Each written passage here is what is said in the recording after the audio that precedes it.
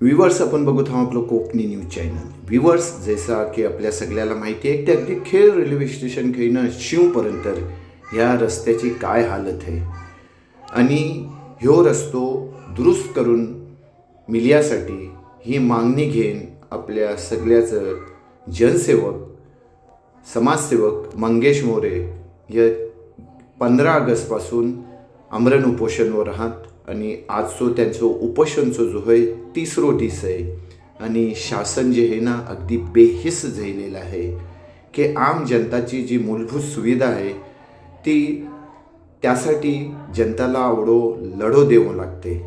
तेव्हा कोकणी न्यूज आपल्या सगळ्याला रिक्वेस्ट करते की मंगेश मोरेला आपण साथ देऊया का की तो आपल्या सगळ्यासाठी आवाज उठवतोय. आज आपल्या सगळ्याला माहिती आहे की खेड रेल्वे स्टेशनपासून जी हे रस्त्याची हालत काय आहे, तेव्हा जास्तीत जास्त लोकांनी त्याला साथ द्यायचा.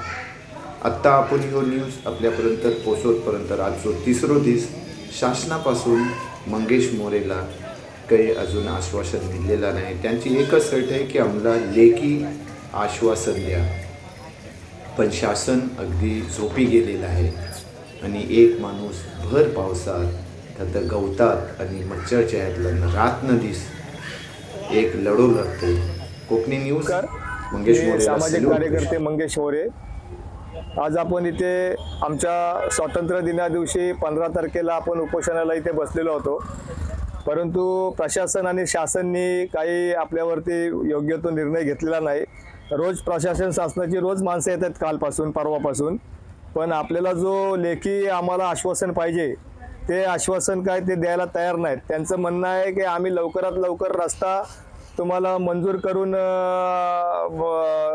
देऊ, असं ते आश्वासन लेखी देतात आहे. लेखी देत नाहीत, फक्त तोंडाने सांगतात की आम्ही लवकरात लवकर प्रयत्न करू. पण लवकरात लवकर प्रयत्न करू म्हणजे मी त्याला दाखवलं की माझ्याकडे 3 वर्षापूर्वीचे लवकरात लवकरचे हे आहेत, पत्रव्यवहार आहेत.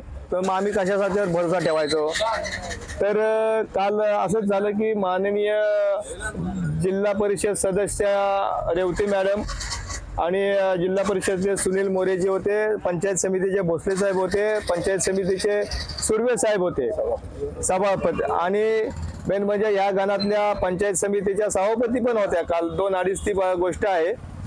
तर आम्हाला त्यांनी माननीय राज्याचे परिवहन मंत्री, माजी परिवर्तन मंत्री रामदासभाई कदम यांच्याशी आमचा संपर्क साधून देण्याचा प्रयत्न केला आणि संपर्क साधला पण आमचा. त्यांनी संपर्क साधला असता आम्हाला त्यांनी त्यांच्याजवळ बोलायला माझ्याजवळ दिले रेवती मॅडमनी फोन त्यांच्याशी, आणि स्पीकर ऑन करून दिलं नी.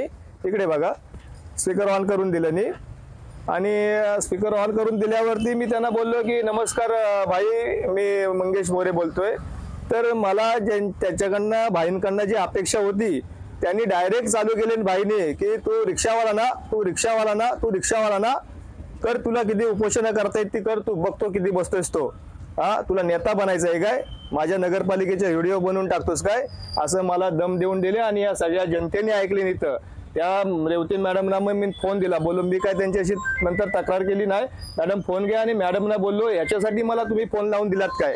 बोलो जर भाई जर बोलले असते ना मला, हा बोल तुमचा रस्त्याचा काय प्रश्न आहे तो आम्ही काहीतरी करून सोडवतो, तर आम्हाला बरं वाटलं असतं. उलट आम्हाला उपोषण करताना मी आजचा माझा 3रा दिवस आहे, माझ्या पोटात काय नाही, आणि माझं काल अशी परिस्थिती होती, माझं डोकं दुखत होतं भरपूर. काय यांना माहिती आहे, डॉक्टर सध्या नगर पंचायत समिती आपले जिल्हा कलबणीचे डॉक्टर 2-2, 3-3 वेळा येऊन जातात, ते चेक करून जातात की मला ऍडमिट करायला मला भाग पडले होते काल, पण मी गेलो नाही. बोलो मला उद्याचा दिवस इथं काढायचा आहे, मला बोललो नाही आम्हाला मिळवायचाच आहे नाही. पण ही भाईंच्या मला तरी अपेक्षा नव्हती की भाई आम्हाला असं बोलतील म्हणून.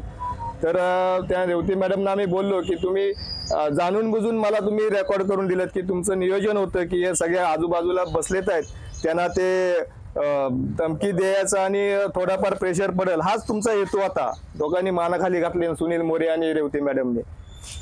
धन्यवाद.